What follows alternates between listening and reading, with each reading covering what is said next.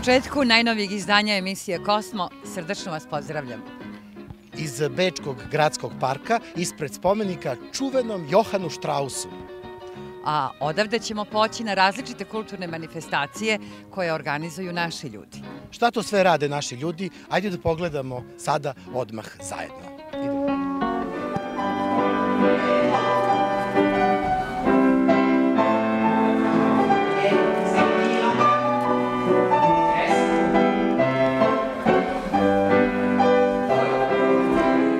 Koja je ovo zgrada ispred koje se nalazi? Štacopa. Šta to znači? Državna opera. Šta ima unutra? Muzika. Drže muziku. Šta se radi unutra? Sviraju i pevaju. Jel igraju? Pa igraju valjda. Jesi ti čuo da li ovde postoji neko koji je iz Srbije, a da igra ili peva u operi? Nisam.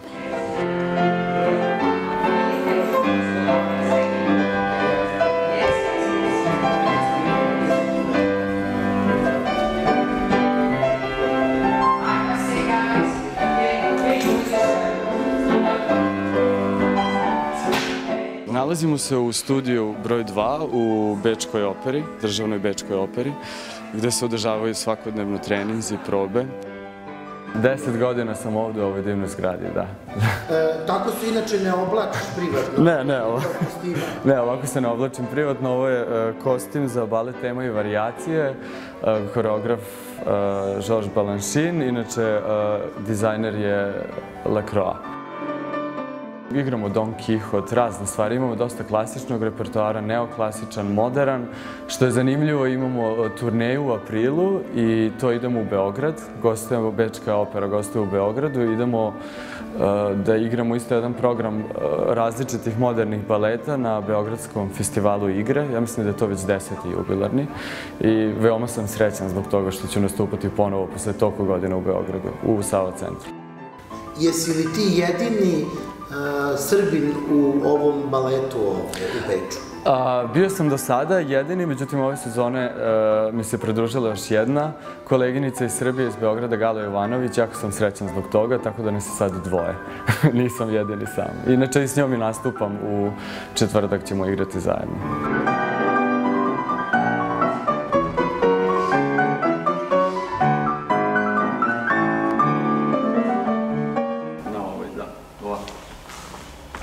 Ne, na drugu. Ne, za ovo jedan ti je dobro. Ajde, ovako. Skoro, super.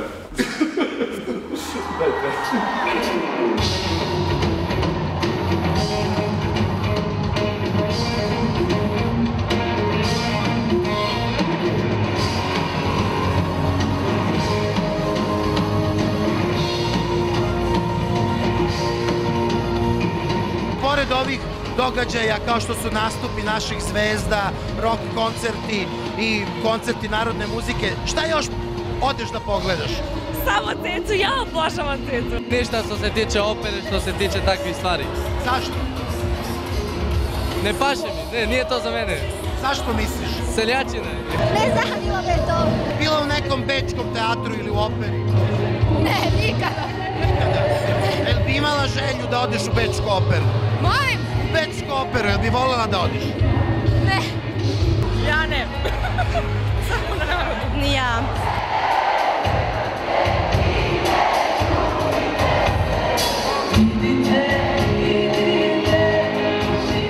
Kad dođeš na koncert u Austriju, kako doživljavaš ove naše ljude ovde? Pa u svakom slučaju, pa bili ste večeras u prilici da vidite koliko je taj moj koncert pun nekih prelepih emocija, koliko tu ima divnog sveta, lepog, mladog, našeg sveta. I svaki put je za mene neko prelepo novo iskustvo doći ovdje. Da li si nekad bio na koncertu klasične muzike? Nisam nikad. Ja sam bila u operi. Bila si u operi? Da. I dopada ti se? Ekstra je.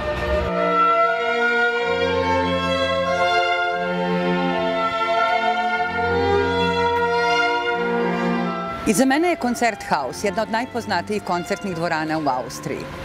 Ovde, u organizaciji Austrijsko-srpskog društva, srpski studenti muzike i njihove kolege iz drugih zemalja nastupaju na velikom koncertu prijateljstva.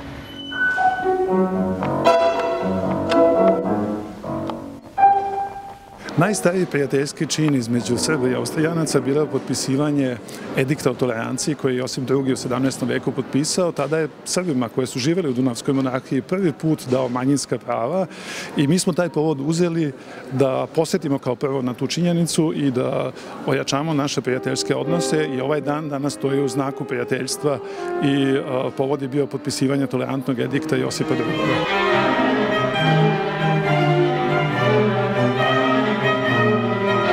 Mene je bilo veliko zadovoljstvo da skupim toliko različitih mladih ljudi, toliko različitih impulsa, toliko različitih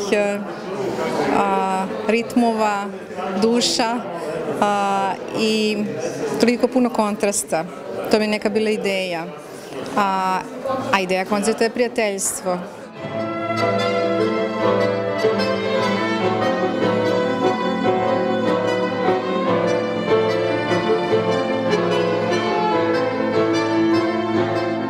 Ganz ausgezeichnet. Es ist beeindruckend, mit welchem Enthusiasmus, aber vor allem mit welchem Können hier operiert wird und wie viele ganz junge Künstler hier dabei sind, die schon exzellent spielen.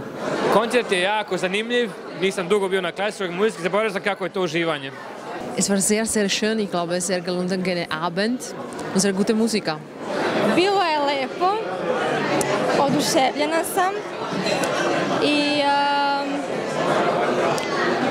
drago mi je što je i omladina ovdje na ovom koncertu. Fantastično, fenomenalno. Baš sam oduševljena. A jesi bila na nekim događajima ovde u gradu, na festivalima, na gradskim događajima? Bila sam. Na kom si bila od tih događaja? Na Željka Joksimovića. Da, bila sam na Željko Joksimović. Pa bio isto neki festival, nešto je bilo pa sam tu bila, ali mi se ne sviđa.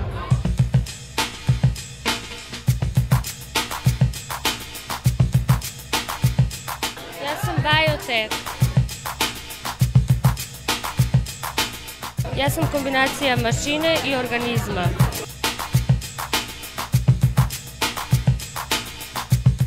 Umetnost je u nama, svuda oko nas i mi je uvek stvaramo.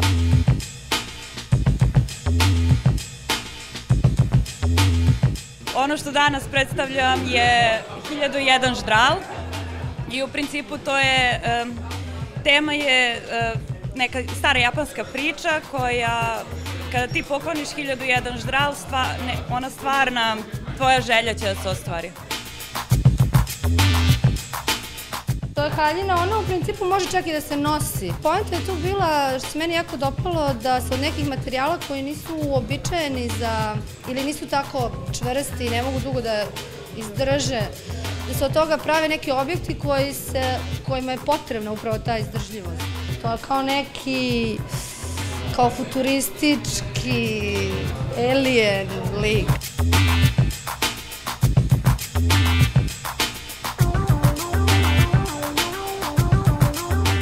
Od 2002. se bavim ovim čime se bavim. Slikam uglavnom. Interesuju mi isto i drugi mediji, video. Po struci sam inače grafičar, tako da može se primeti taj snažni uticaj grafičkog dizajna na moju likovnu umetnost. Kakav je taj kulturni umetnički život u Beču? Pa bogat, može se reći. Mislim, ima tu dosta, naročito, idem svuda. A sad, što se klubova tiče, uglavnom idem Fluk, idem u Verk, to je ovdje baš underground. Mene više interesuje kulturni život od zabavnog života. Uglavnom posećujem dešavanja poput ovakvih izložbe. Nikada nisam posjetila nikakav folk koncert u Beču. Nikakav klub, ne znam, ne izlazim, ne pratim tu scenu. Ovde može da se bira.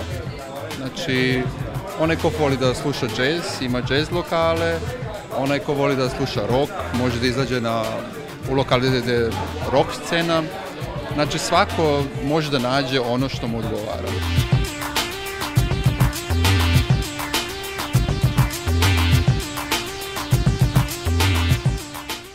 Da li nekad ideš u pozorište?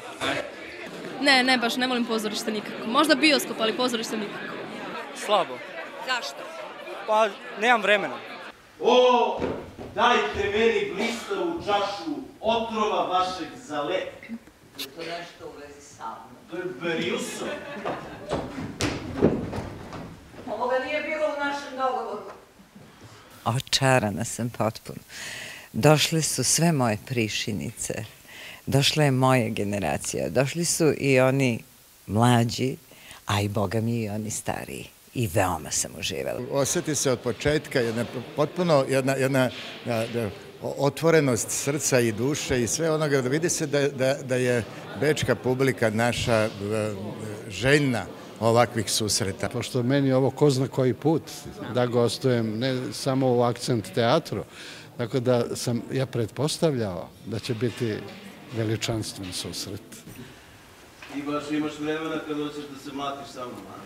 Govorimo o kulturnoj sceni Srba trenutno u Beču i ako napravimo možda neko poređenje od pre 10 godina, ja bih rekao da je ta kulturna scena i kulturno dešavanje u jednoj uzlaznoj liniji, da je broj dešavanja relativno dobar, kako mogu tako da kažem.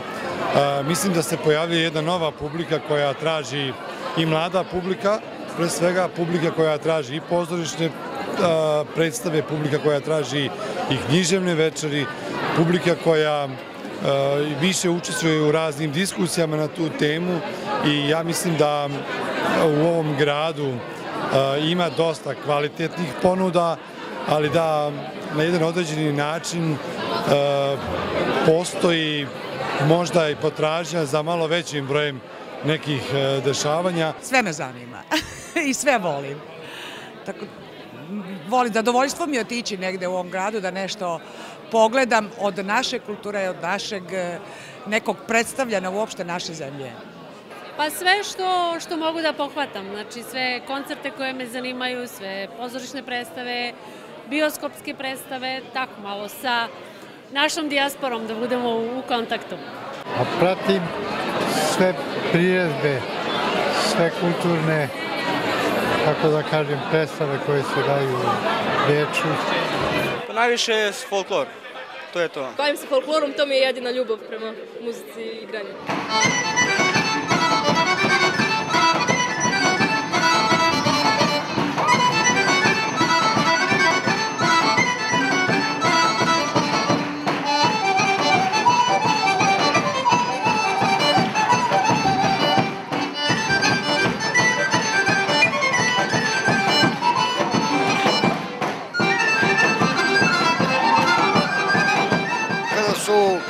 U pitanju folklorne smotre folklora, druženje naših ljudi, izađe na pozornicu, ispričam nešto o serijalu, raspoložim ljude, a pored toga i nešto materijalno vajdim kroz neke sitnice kao što su recimo kalendari sa likom Đode ili kapa sa likom Đode i nešto slično, jer u stvari praktično od toga živim, jer još nisam ni penzioner, a nisam ni zaposlen. Znači, dok je trajalo snimanje, bio je neki honorar. Sada nema snimanja, nema honorara, ali zato ima gostovanja. Recimo da se nekada privatno gostovanje neko poželi da mu se pojavi na svadbi, na krštenju deteta, na punoletstvu i tako dalje. Između ostalog, to su u dijaspori ljudi željni onoga da se podsete šta je bilo u seriji Selo gori i ja im to na određeni način prezentujem.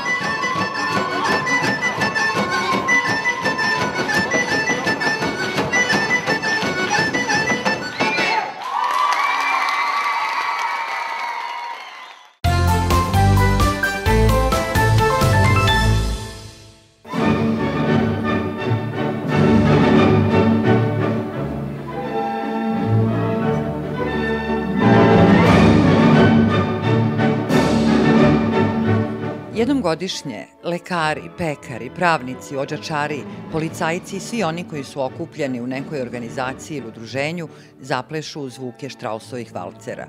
Svi bečki balovi, pa i svetosavski, samo su uvod u onaj najpoznatiji bal nad balovima u državnoj operi, ustanovljen daleke 1914. godine. Beč je u 19. veku bio stecište umnih glava toga doba, pa su okupljanja visokog društva, pored zabavnog, imala i intelektualni karakter. U to vreme je u alpskoj prestonici živelo oko 50.000 Slovena, a povezivala ih je sličnost jezika i kulture. Brojni znameniti Srbi su u to vreme u Beču stvarali svoja kapitalna dela. Iz arhivskih zapisa se saznaje da su oni aktivno učestvovali u društvenim događanjima, pa i na balovima. Pored Vuka Stefanovića Karadžića i njegove kćeri Mine, tu su bili Branko Radičević, crnogorski vladika Petar II. Petrović Njegoš, Jovan Jovanović Zmaj i mnogi drugi. U toku zimskih meseci u Beču se održi oko 300 balova. Ovaj, posvećen Svetom Savi, organizuje Austrijsko-srpsko društvo.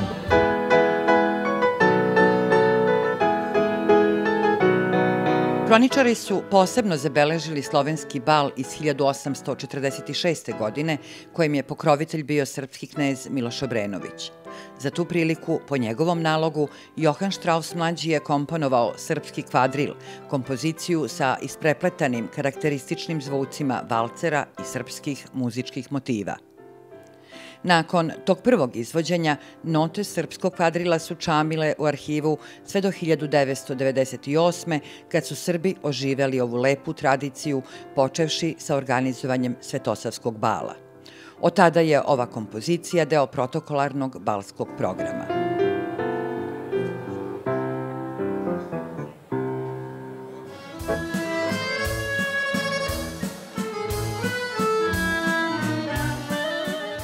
Ove godine je u velelepnoj balskoj dvorani Parhotela Šembrun ova manifestacija održana po 16. put, a u međuvremenu se našla na spisku značajnih kulturnih događaja u Beču.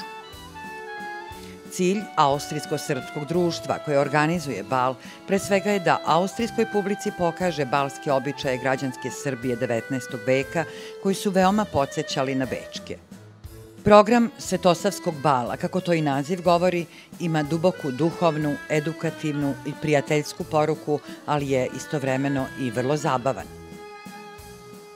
Pored uglednih Srba iz Austrije i drugih evropskih zemalja, ove godine su na Svetosavski bal došli predstavnici diplomatskog kora, austrijskih institucija i oko 200 srpskih studenata. Oni su balu dali posebnu energiju i značaj, a u zasebnoj sali su organizovali program namenjen mladima.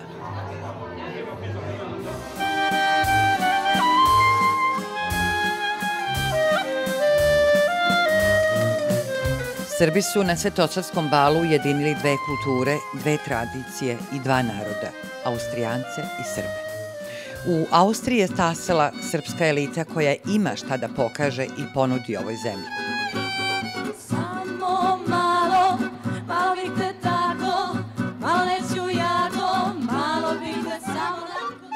Čuvajući svoju najstariju kulturnu tradiciju, javnosti se šalje nedvosmislena poruka. Naši koreni su duboki i čvrsti u ovoj zemlji.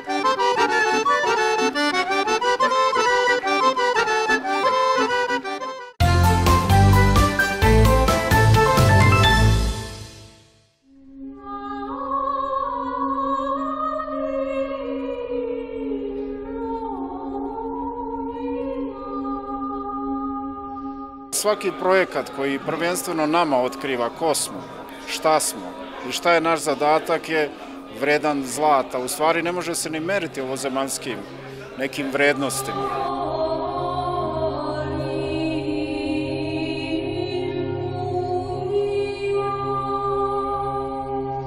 Iz Novog Sada preko Budimpešte do Beča stigla je replika Dušanovog zakonika. U okviru proslave Dana državnosti Republike Srbije ovo vredno izdanje predstavljeno je u Diplomatskoj akademiji. Nakon toga i u hramu Srpske pravoslavne crkve.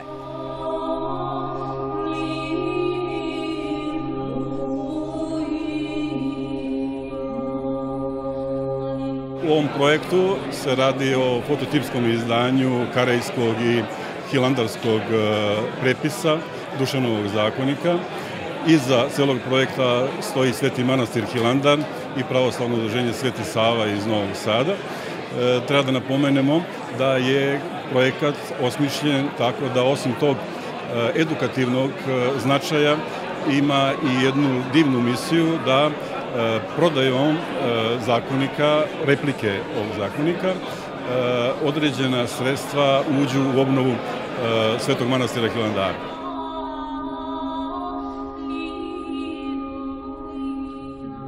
Cilj nam je bio da Dušanov zakonik bude sredstvo, način širenja saznanja o srpskoj državnosti i kulturi i naravno velika pomoć samom manastiru Hilandaru, novčana pomoć. Zbog toga je i ceo projekat napravljen za razliku od dosadašnjih, kojih je bilo dosta, sa dodatnom knjigom prevoda na 5 svetskih jezika, kako bi prvenstveno stranci mogli da budu upućeni da saznaju sve informacije o istoriji srpskog naroda.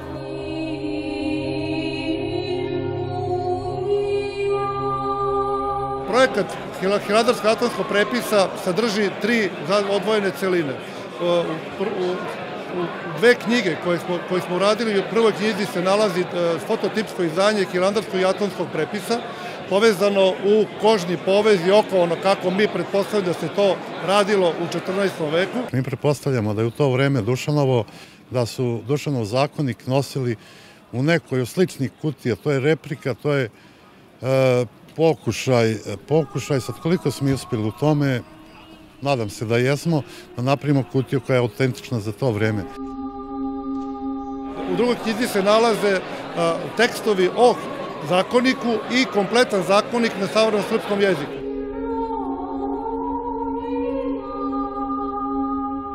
Podsjećam da je u zakoniku cara Stefana Dušana prvi put govoreno o nekim stvarima koje se tiču osiguranja uopšte na svetu. Podsjećam da su postavljene pravne norme koje su sada u pravne norme svih evropskih država. Zakonik cara Dušana u ono vreme kad je donet je ujedinio ne samo nas kao narod, nego je privukao i okolo sve narode koji su bili željni sigurnosti i zakona. Zar vas to ne podsjeća i na današnje vreme?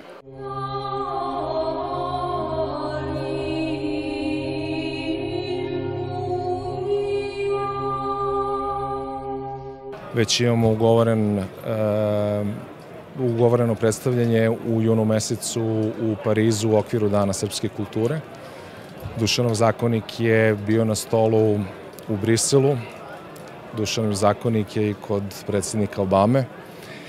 Uz veliku pomoć Ministarstva kulture i ministra Bratislava Petkovića, nadamo se da će ovaj naš projekat biti dostojan reprezent Srbije u svetu.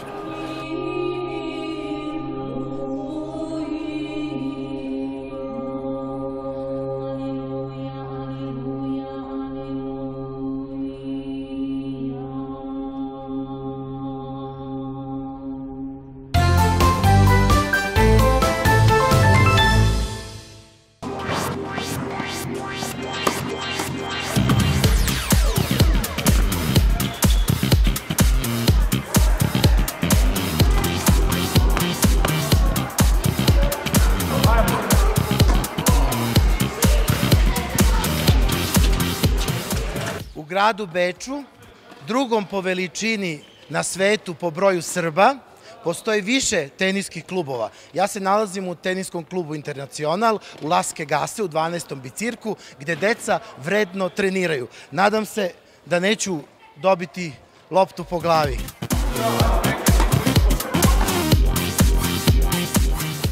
Zdravo, ja sam Aleksandar, dolazim iz Paraćina i imam 15 godina i hteo bi da u profesionalni tenis uđem kao da uspem makar pola kao što je Novak Đoković i naši teniseri uspeli.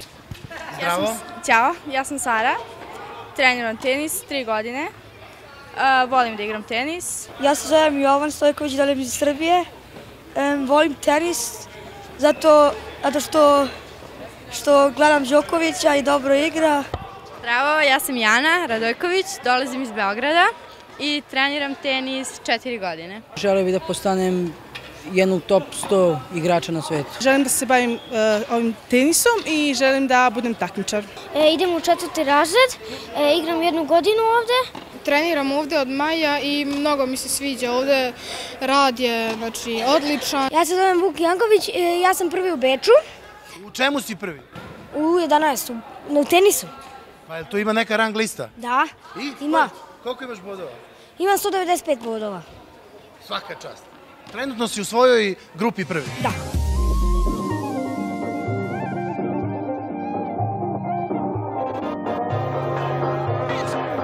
Radimo sa decom svih uzrasta, kako s takmičarima, tako i sa hobi igračima. Radimo na motivaciji i sportskom obrazovanju dece.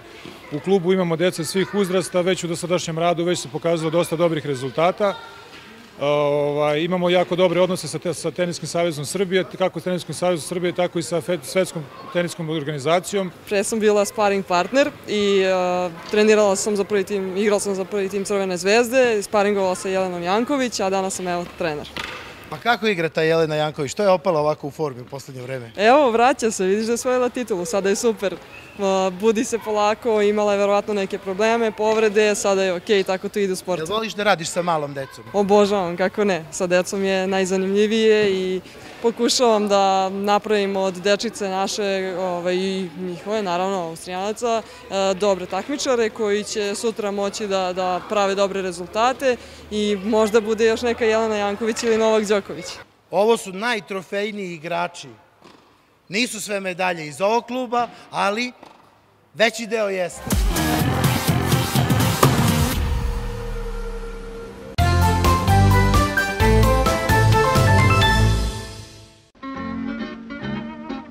Kosmo, najtiražniji etno magazin u Austriji. Kosmo, mesečni magazin za naše i o našima u Beču.